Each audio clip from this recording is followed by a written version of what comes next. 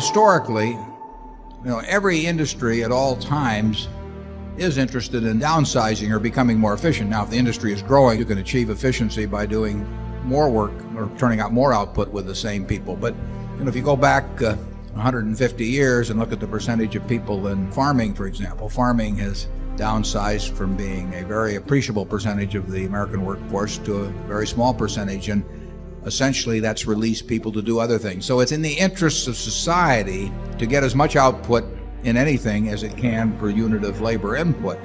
It's very difficult on the individual involved, and it's no fun.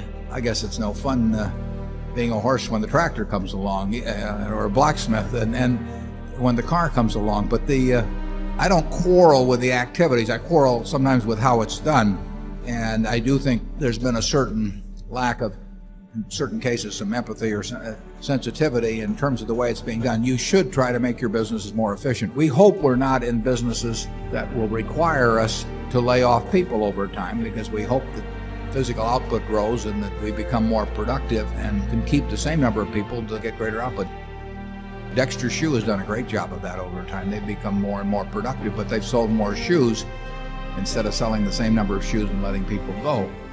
But sometimes industry trends, at World Book, we have fewer people than we had a year or two ago, and we don't have any answer to that.